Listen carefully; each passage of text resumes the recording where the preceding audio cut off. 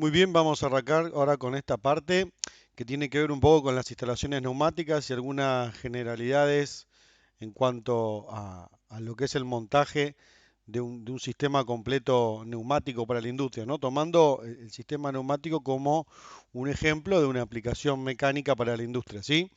Entonces, bueno, vamos por esta primera parte, un poco para tener en cuenta las características del aire comprimido, es decir, nosotros a partir de comprimir masas de aire, cuando comprimimos el aire, al elevarle presión, podemos hacer que ese aire tienda a moverse hacia lugares con menos presión. Entonces, por ende, podemos llenar y vaciar cámaras de actuadores, con lo cual se puede hacer el mantenimiento, el movimiento, digamos, de un actuador neumático, ¿no? Eh, ¿Cuáles son las características del aire comprimido? Bueno, como ventajas, que es abundante, porque el aire comprimido es básicamente comprimir el mismo aire que respiramos. Es fácil de almacenar, no hay riesgo de explosión, no es inflamable. Se puede transportar. Si bien la temperatura también va a ser un problema, pero en realidad no eleva grandes temperaturas, digamos, no es un gas que quede a mucha temperatura. Puede tener la característica de ser muy limpio, tal es así que por eso se va a usar en la industria de alimentos, de medicamentos, ¿sí? Por cómo está constituido el aire es bastante fácil de poderlo trabajar para poder lograr la calidad que necesito en cuanto a lo que es cada aplicación, que eso es lo que vamos a hablar más adelante. Es fácil de regular, digamos, tanto en velocidad como en fuerza, o sea, es sencillo de regular, o sea, no tiene grandes complicaciones. Y lo interesante que también puede soportar algunas sobrecargas del sistema, digamos, ¿no? Esto que se ve como ventajas también son características. Las desventajas no son desventajas, sino que son características de ese fluido, ¿no? Y ahí aparece también un poco el tema de la temperatura, ¿sí? Así que vamos a empezar acá a trabajar con estas variables que se conocen como desventajas. Fíjense, ¿qué es compresible? El aire es un fluido compresible. Por ende, si es un fluido compresible, entonces si yo le estoy haciendo una fuerza que se opone al movimiento, puede ser que ceda algunos centímetros, digamos, ¿no? Por eso a veces se dice que los sistemas de aire comprimido no pueden hacer mucha fuerza. Sin embargo, pueden hacer bastante fuerza, depende del dimensionamiento del sistema, ¿no? Pero fuerza pueden hacer. Eh, Obviamente que si yo lo comparo con un sistema hidráulico, no va a tener la misma fuerza, pero puede hacer fuerza, ¿sí? De hecho, para muchas situaciones es mucho más fácil usar aire comprimido que usar un sistema hidráulico. Después también, otra cosa que se ve como desventaja es la preparación. ¿Por qué? Porque todo esto de lograr un aire limpio, por ejemplo, y compensar este problema que tengo con la temperatura, conlleva, digamos, un trabajo de mantenimiento, de inversión en sistema, etcétera, ¿no? Después el otro tema es, bueno, esto de la fuerza quizás limitada comparada con otro tipo de sistemas. Insisto, no es una desventaja, es una característica. Hay aplicaciones en las que la neumática sirve y otras en las que realmente no. Muchas aplicaciones actualmente que antes hacía la neumática pueden ser reemplazadas por servomecanismos como servomotores o motores paso a paso. Es decir, toda digamos, la carga de trabajo y de inversión que hay para preparar el aire para que tenga buenas condiciones, se puede obviar usando un sistema eléctrico, ¿no? Como puede ser un eje eléctrico, por ejemplo, ¿sí? Eh, Depende de la aplicación. Sí es ruidoso, porque cuando el aire escapa de las válvulas, entonces obviamente genera como una suerte de silbido que tiene que ver con que el aire pasa a alta velocidad por un angostamiento, pero digamos, el ruido también puede ser suprimido con supresores de ruido, pero obviamente es una característica. Y acá a este punto que es controversial, que es el del costo, digamos, ¿no? O sea, puede ser que un sistema neumático, digamos, pueda parecer costoso, sobre todo si tomo seriamente o necesito, por las características del sistema, poder tener el aire con una calidad en particular. Acá el tema de la temperatura, voy a hacer una referencia a eso que es bastante importante, que es el siguiente. O sea, si bien es una ventaja porque el aire no se guarda a altísima temperatura, sin embargo, cuando se da el fenómeno de la compresión, es decir, digamos, en menos volumen meto la misma cantidad de moléculas de aire, se eleva la temperatura. Y al elevarse la temperatura, entonces después da lugar a un fenómeno que es la condensación, con lo cual el aire comprimido que está por la línea puede tener un poco de contenido de agua. Esa es una de las cosas que tenemos que evitar. Por eso, vuelvo a este slide, acá la durabilidad del sistema, es decir, cuánto va a estar el sistema, digamos, disponible, o sea, cuál va a ser la posibilidad de fallo que tenga el sistema, dependerá de, bueno, la situación ambiente, obtener la calidad del aire requerida, la temperatura del aire comprimido. Es decir, hay que trabajar con la temperatura del aire porque, insisto, si bien no es un problema para lo que es el transporte del aire, sin embargo, el hecho de que esté quizás algunos grados por encima de la temperatura ambiente va a hacer que eso genere condensación. El tipo de compresor, otra parte que va a ser a la durabilidad del sistema, porque el compresor, digamos, es el que genera el aire comprimido y según el tipo de compresor voy a tener más o menos contenido de aceite, entre otras cosas, digamos, ¿no? O sea, el tipo de compresor también es importante y después los intervalos de mantenimiento que se le dan al sistema. Vale decir, ir a buscar fallas, controlar la calidad del aire, que no tenga agua, que no tenga aceite, que no genere como un barro, producto del polvo, etcétera. Entonces, que un sistema neumático sea robusto depende de todos estos puntos, ¿no? En qué ambiente trabajo, qué calidad de aire termino, digamos, obteniendo a partir de la instalación que hago, cómo controlo el tema de la temperatura del aire para que no sea un problema la condensación y por ende el contenido de agua. Después usar un tipo de compresor adecuado para tener siempre la cantidad de caudal de aire que necesito a la presión, pero también con la menor cantidad de aceite posible, es decir, el aceite sucio del sistema de compresión, lógico de cualquier sistema mecánico que tiene que ser lubricado, y después tener una, una buena rutina de mantenimiento que, como digo, incluye por sobre todo ver que el aire tenga la menor cantidad de agua posible, que no tenga contenido de aceite sucio y que no tenga polvillo, ¿sí? Todo eso se va a poder ir trabajando. Un poco para ilustrar, ¿sí? Esto es todo lo que contiene el aire, ¿no? Sin hablar de proporciones, pero yo en el aire voy a encontrar gotas de agua, partículas sólidas, esto depende mucho del ambiente en el que trabajo. No es lo mismo obtener aire comprimido en la ciudad que en el medio del campo, por ejemplo, ¿sí? Las gotas de aceite o el vapor de aceite, producto del sistema de compresión, digamos, bueno, ¿no? Dióxido de carbono, carbono de hidrógeno vaporizado en estado de vapor. Es decir, todo esto es lo que tiene el aire cuando yo lo comprimo. Entonces, por ende, digamos, cuando lo comprimo, esa cantidad de partículas no deseadas es como que suben en cantidad de afectar, ¿no? O sea, al yo tener un volumen de aire y reducirlo, ese volumen de aire sigue conteniendo todas estas partículas no desaparecen, por eso es como que se aumenta la densidad de las partículas no deseadas. Acá les voy a mostrar otro dibujo siguiente, un poco para mostrar eso, ¿no? Si yo tengo este pistón que tiene este aire, que está en color celeste, y estas partículas amarillas son partículas no deseadas, ¿no? O sea, son impurezas. Cuando yo comprimo el aire en menos volumen, sigo teniendo todas esas impurezas. De ahí el problema de que al comprimirlo, obviamente esas impurezas se hacen más presentes, digamos, ¿no?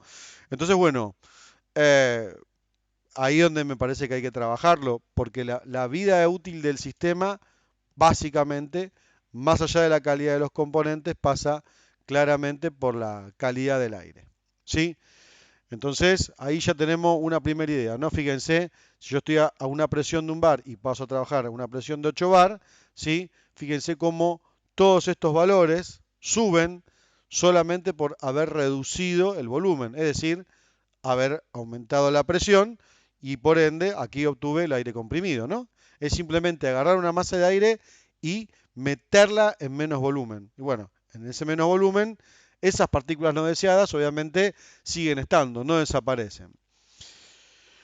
Más allá de que un poco se eleva esta temperatura y también aparte voy a tener tendencia a condensar.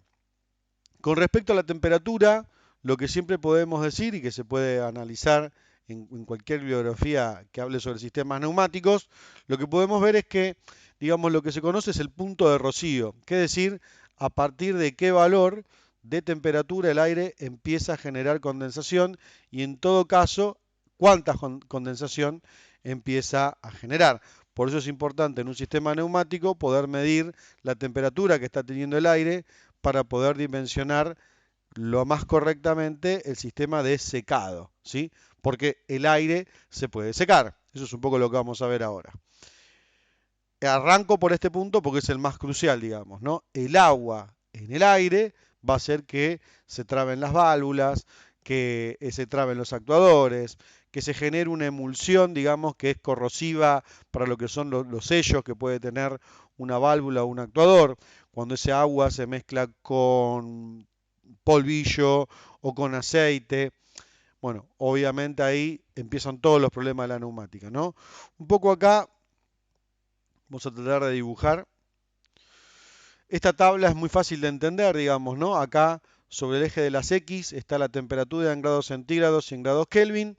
Y si yo, por ejemplo, digo, tengo mi aire a 20 grados y subo por esta línea, donde corto esta curva, que sería ahí, acá tengo la cantidad de contenido, de, digamos, de líquido, ¿no? O sea, lo que va a terminar siendo la humedad, que es la cantidad de gramos por metro cúbico, ¿sí?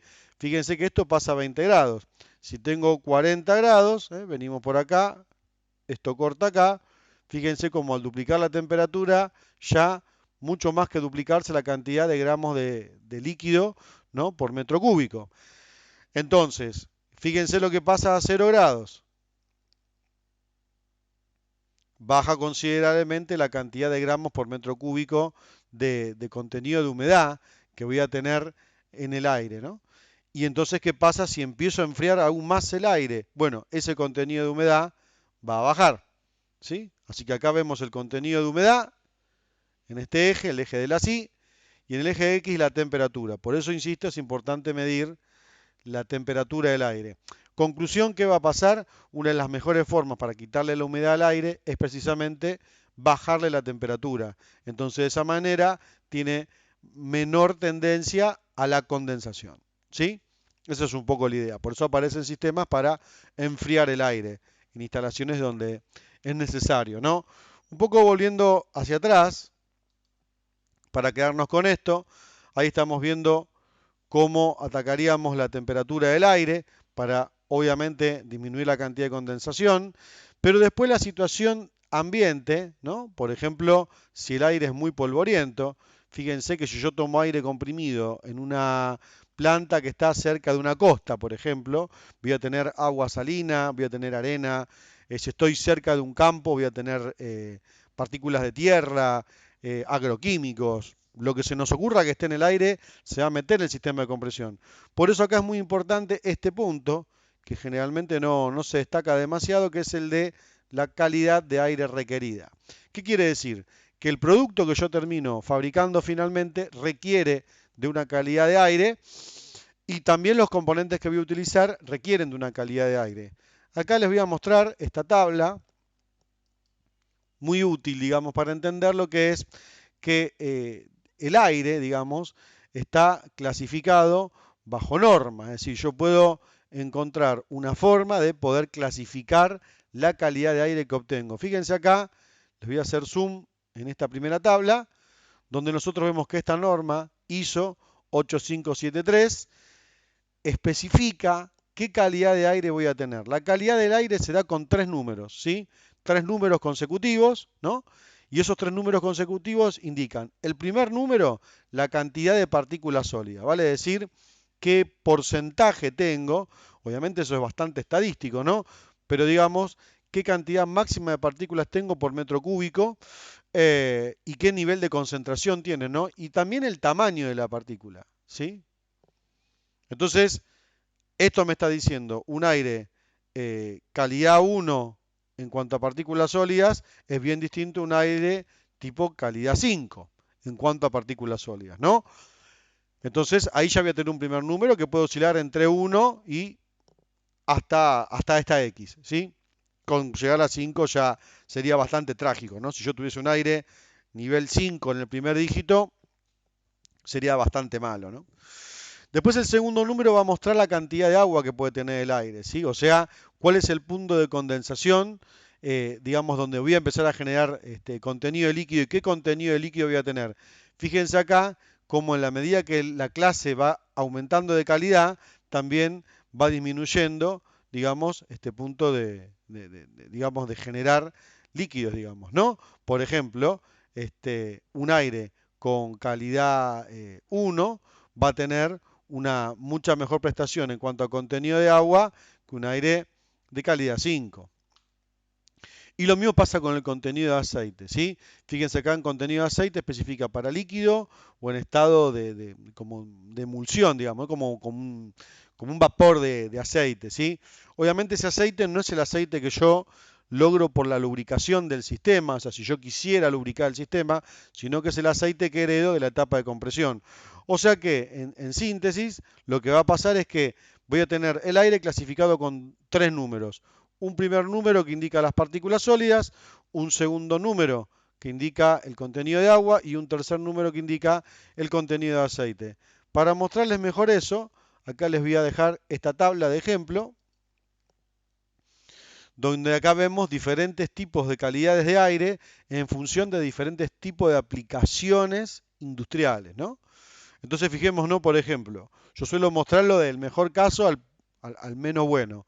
Por ejemplo, para la industria farmacéutica o alimenticia, acá también señala la industria lechera, todo esto, estos números que vemos acá, 121 o vamos al otro extremo, 744, significa cantidad de partículas, cantidad de humedad en forma de agua, ¿sí? O sea, como gotas, y contenido de aceite, insisto, aceite sucio del compresor.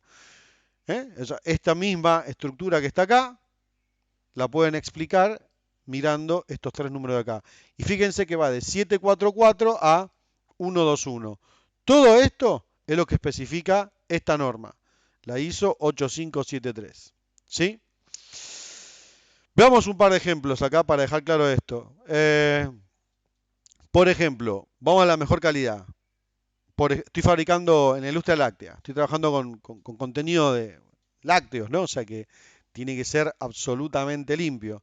Fíjense la calidad del aire, ¿no?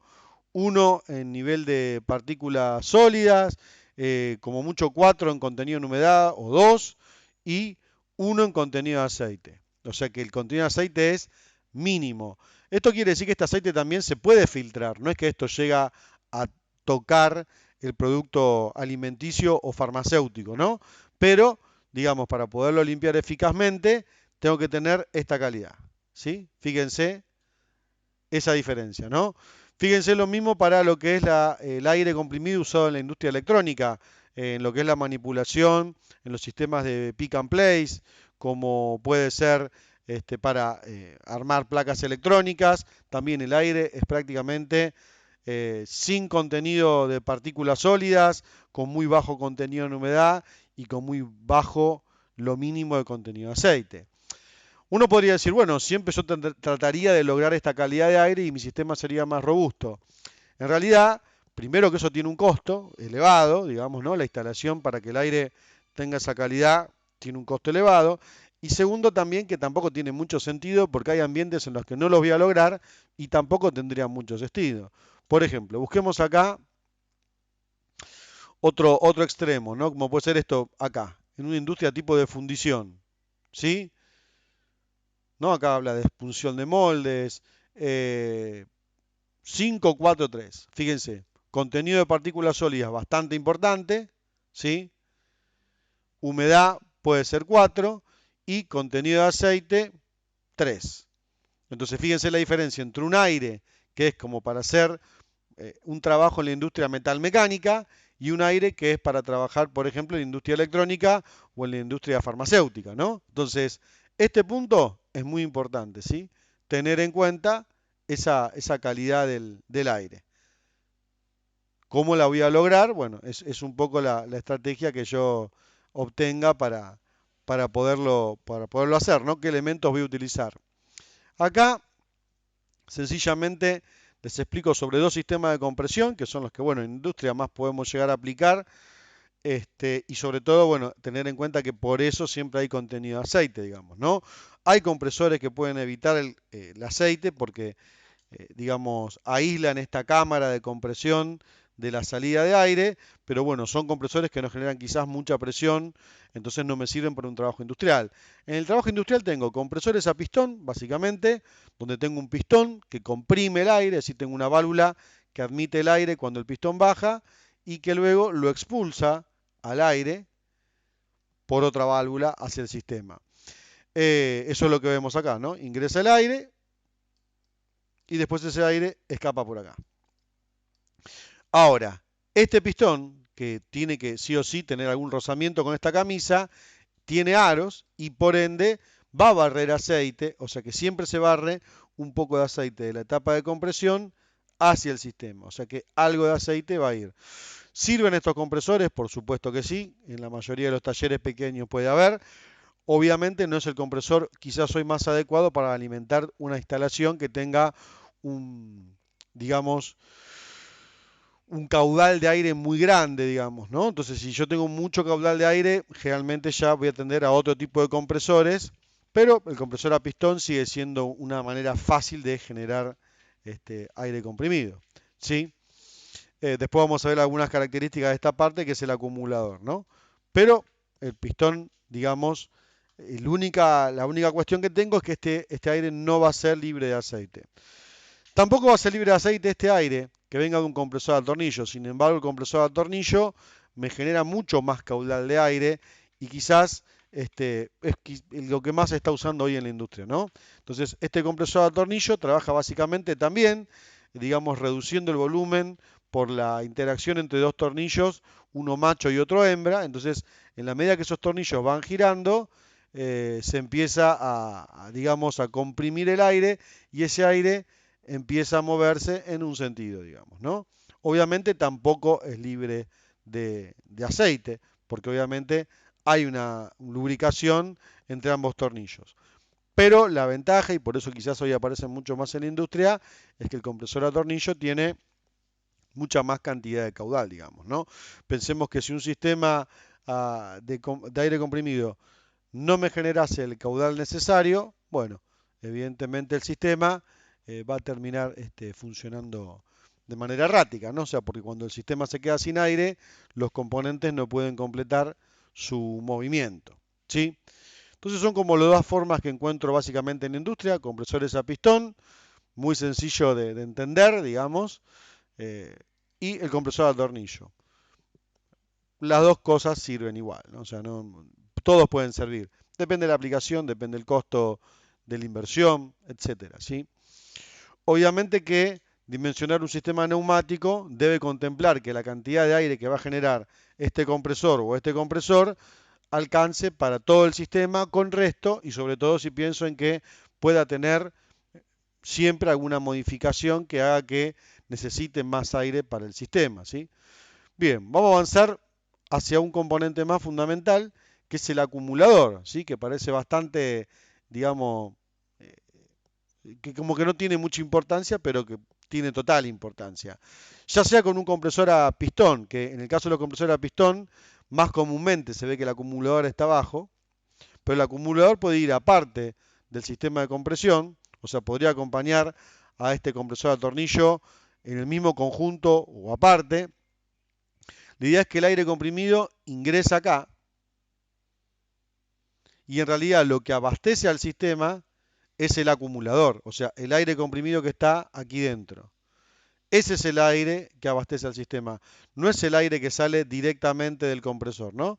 De la etapa de compresión voy a cargando este acumulador y yo tomo aire del acumulador. Por lo tanto, el compresor lo que hace es cargar el acumulador y entonces siempre tengo aire para abastecer la demanda del sistema. Acá hay que tener en cuenta lo siguiente. El tamaño del acumulador tendrá que ver con ese dimensionamiento. Pero además hay algo muy importante, que quizás es lo que menos uno puede pensar que tendría de función el acumulador, que el acumulador es la primera trampa de agua que tiene el sistema, ¿sí? ¿Por qué? ¿Qué sucede? Este aire comprimido que queda por un tiempo en el acumulador pierde temperatura y al perder temperatura, ese agua, digamos, condensa en el fondo del acumulador. ¿Sí? Eso es muy importante. O sea, el aire se condensa, digamos, y el agua cae al fondo del acumulador. Y hay que entender que el aire comprimido viene con un poco de contenido de aceite del compresor y esa agua aceitosa cae en el fondo del acumulador. Entonces, en gran parte, la primer trampa que tengo de agua digamos para obtener un aire más limpio o más seco es el acumulador. Por eso es importante que el aire esté un tiempo en el acumulador. Tal es así que el acumulador tiene algunas cuestiones que son las siguientes. Por ejemplo, como vamos a ver acá ahora, un manómetro para ver la cantidad de presión a la cual está acumulando el aire, ¿sí? Un termómetro para saber a qué temperatura está el aire. Entonces yo, sabiendo a qué temperatura está el aire, voy a poder dimensionar el sistema de secado que queda después del acumulador. Y también, muy importante, esta válvula de vaciado de agua. ¿Qué quiere decir? Que esta válvula de vaciado de agua me permite a mí sacar el agua del acumulador. Es decir, si yo saco del aire comprimido y lo pongo en el acumulador y no lo dreno cada tanto, este agua que está en el acumulador se va al sistema. Entonces, por más que yo arme acá un sistema para secado del aire, ¿sí? Ese sistema de secado del aire se va a saturar o va a ser ineficaz porque este aire ya sale muy húmedo. Entonces, es muy importante este tema de la válvula que va a vaciar el acumulador, ¿sí? Fundamental, digamos, ¿no? También hay una válvula de seguridad que no es menor, digamos, ¿no? Porque ¿cuál sería el ejemplo? Si el sistema de compresión no corta y sigue generando presión hacia el tanque, si el tanque no tuviese un alivio, en algún momento podría reventar el tanque, digamos, ¿no? Reventar o fisurarse de manera violenta, rajarse, y entonces ya tengo un problema para tener que cambiar ese tanque. Por eso generalmente cuando el acumulador es muy grande, tiene acá esta compuerta, digamos, ¿no? Que me permite a mí meter, digamos, hoy por hoy ya una cámara y poder mirar por dentro del acumulador si tiene fisuras, si tiene mucho contenido de óxido, porque es probable que con el tiempo el acumulador empiece a generar óxido, ¿no? Ese óxido también se podría ir a la línea del sistema. Por eso lo que quiero es que ese aire quede un tiempo en el acumulador para que todo eso decante al fondo del tanque. Pero obviamente al cabo de una buena cantidad de años, si yo inspecciono el tanque y veo que hay contenido de óxido, debería cambiar el tanque de acumulación, ¿sí? Estamos hablando de instalaciones que ya son grandes, ¿no? ¿Sí? Ahí está la válvula limitadora de presión. Ahora, este aire que sale del acumulador, insisto, entonces el acumulador, muy importante, dos cosas, satisfacer la demanda de aire, pero además también ser la primera trampa de agua. Algunas características de los sistemas neumáticos, después vamos a ver algunos detalles más, pero acá lo importante es entender que si este es el sistema del compresor, sea el que sea, va a parar al acumulador y como dijimos, ese acumulador va a drenar el agua y este acumulador va a abastecer la necesidad del sistema de tener aire comprimido. Fíjense acá algunos detalles que son interesantes para ver. Primero, las tomas de aire se hacen de arriba, no de abajo. ¿Para qué? Porque se supone que por más que yo esté drenando, este aire va a tener agua. Entonces, como el agua va a ser más pesada que el agua va a quedar en la línea y el aire va a salir un poco más seco si lo tomo de arriba que si lo tomo de abajo, donde el agua por gravedad se me vendría acá al sistema, ¿no? Entonces, hacer estas tomas de arriba ya también reduce la cantidad de humedad. Después también acá no es un error gráfico, sino que se tiende a una pequeña pendiente, digamos, ¿no? Que haya una pendiente a lo largo del tendido de la línea. ¿Para qué? Para que el agua que queda en el caño viaje por gravedad hasta el final y en el final se lo pueda drenar. Igualmente, en cada punto de utilización se va a conectar este conjunto, que puede estar completo o no, pero generalmente se conoce como filtro, regulador y lubricador, que después les voy a mostrar algunos ejemplos más. Y después acá, siempre también, o incluso acá mismo en este sistema, puedo tener otra salida de agua. Vale decir, al aire comprimido, acá yo lo puedo filtrar de partículas sólidas y de líquido, regularle la cantidad de presión, porque yo puedo tener una presión mayor, por ejemplo, a la salida del compresor, no sé, 12 bar, y terminar trabajando en una máquina a 6 bar, ¿no? Entonces yo con esos 12 bar alimento todo el sistema, pero tomo 6 bar solamente para un punto o para una máquina. Yo podría tener otra bajada similar en otro lado para hacer otro tipo de trabajo y tener otra presión. Entonces yo regulo la cantidad de presión y después lo que vamos a ver que puede ser necesario o no, tiene que ser necesario, si no, no vale la pena hacerlo, la lubricación. ¿Sí? O sea, poder lubricar el aire comprimido con un aceite en particular, limpio, que precisamente facilita el movimiento de los mecanismos, ¿no?